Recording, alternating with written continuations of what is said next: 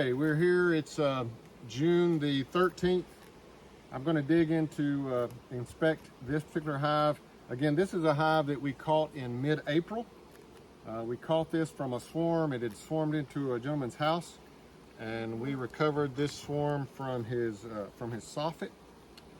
So we do not have a marked queen in here, but I'm going to be looking for evidence of the queen. I'm going to be looking for evidence that she's laying brood well. If I see her, wonderful. But I'm looking for evidence that she's doing well. I'm also looking for whether or not they need additional space, if they filled up the brood box. And I'm also going to be checking the feeder that's on here. I assume it's empty, and we're probably just going to take that off. I don't think at this point in time they need additional feeding. So let's dive in.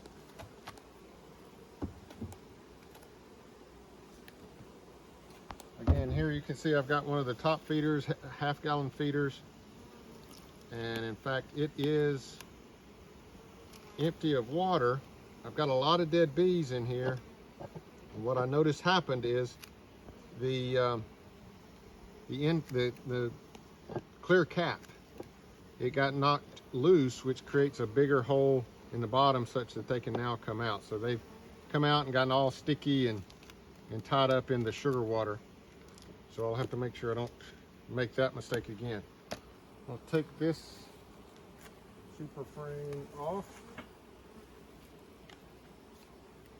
And I'm gonna go ahead and take this feeder off as well, because I'm not going to continue to feed them that way. Open that up so those can get out. And what happens there, again, that sugar water gets so thick that they get in there and they get it coated on them, and then they can't get it off and they get stuck and trapped. So anytime you're feeding liquid feed, sugar water, you want to make sure that they can't get trapped in it, obviously. Okay. Let's get this open a little bit, get this pried loose. Bees use a product called propolis. It's basically glue. So any little spaces, any little crevices in their hive, they will use that propolis to kind of glue it together. So that's why you have to pry the tops off. And give them a little smoke. Again, so they can't really communicate with one another and send off the panic alarm.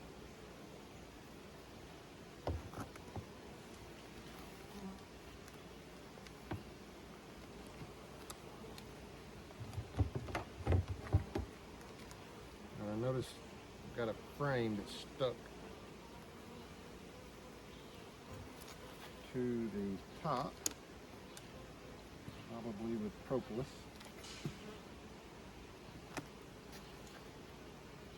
I want to be careful not to pull a lot of the frames out with the top here.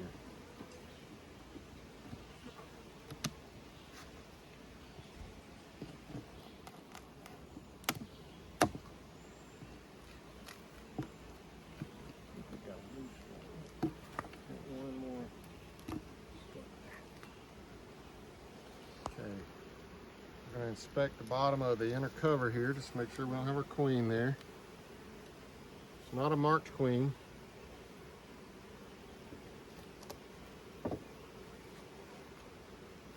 Okay.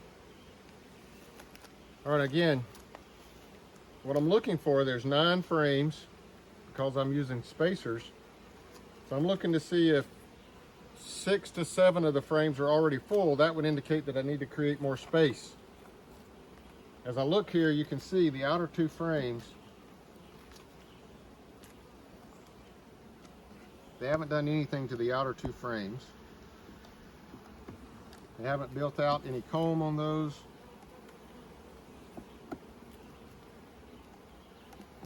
At all. I'll leave that in there. I'm going to make a little room here.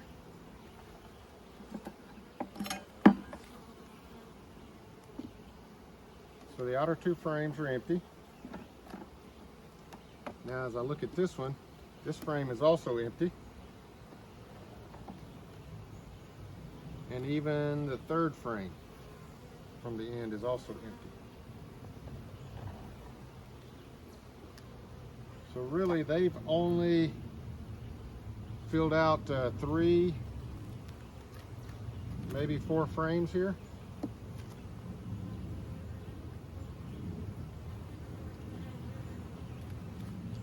And look here, Jacob. So they've built some comb that's connecting 2 frames, and you're going to have to kind of tear that up. Unfortunately, there's no way you can avoid that. Oh, actually they've built a lot of comb between these 2.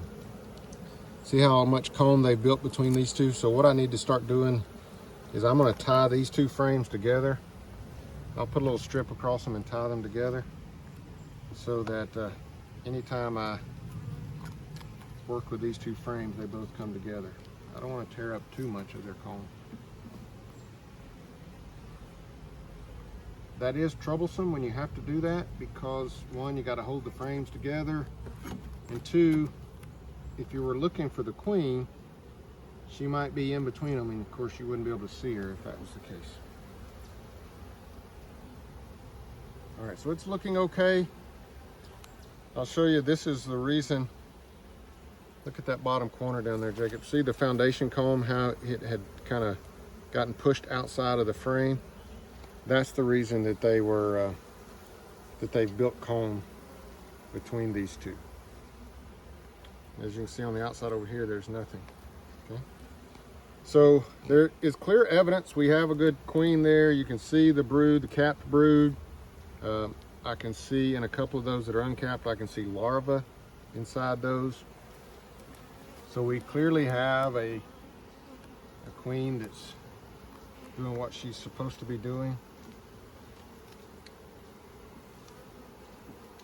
However, this hive's not quite as strong as I would want it to be. I don't think that I will do anything to try to boost them today, but I'm going to keep a real close eye on them. I may try to boost them sometime soon. Again, we've got some good looking cap brood there. Got a little bit of honey up here in the corner. On this side you can see, again, some cap brood. You can see some larvae. The white down inside those uncapped cells is larvae.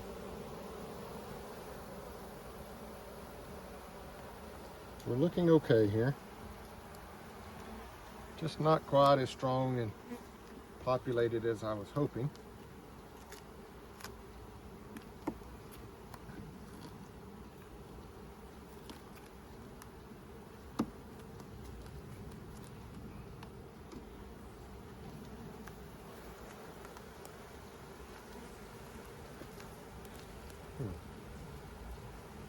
Okay, so this is really interesting and actually really surprising considering the size of this hive. So you'll see here, I want to show you these are queen cells. So notice they're starting to make a queen cell here. You can see that it's going to be pointed downward. There's a queen cell there. There's a queen cell there. They're building a queen cell here.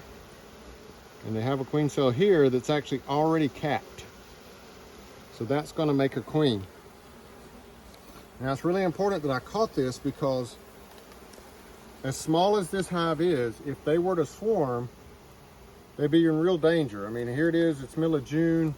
They'd probably be okay here in Georgia, but it's really, really important that we don't let these guys swarm. So what I need to do, I'm gonna destroy these queen cells that they're starting to build. These that are starting to build, I'm just gonna take my hive tool and destroy those. Those don't have anything in them just yet. But they're, for some reason, already thinking of swarming.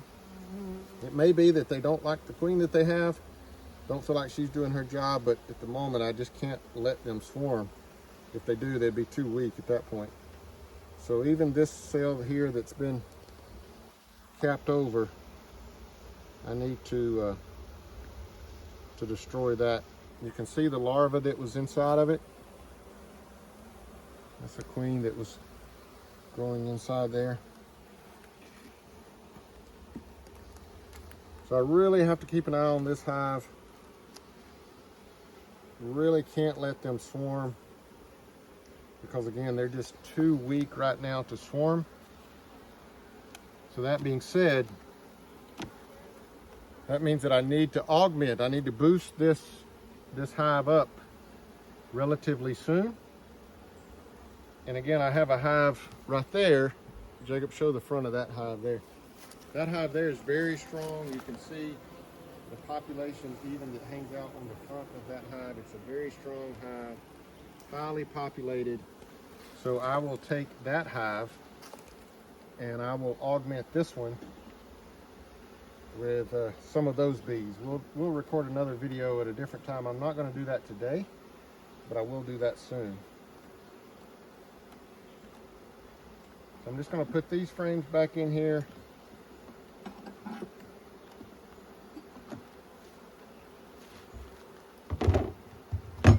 There's no need to continue to feed them.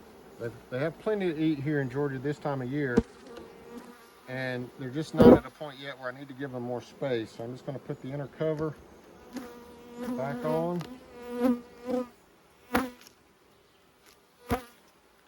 And then I can put the outer cover. Now, as I said, we're going to have to we're going to need to boost the population in here, and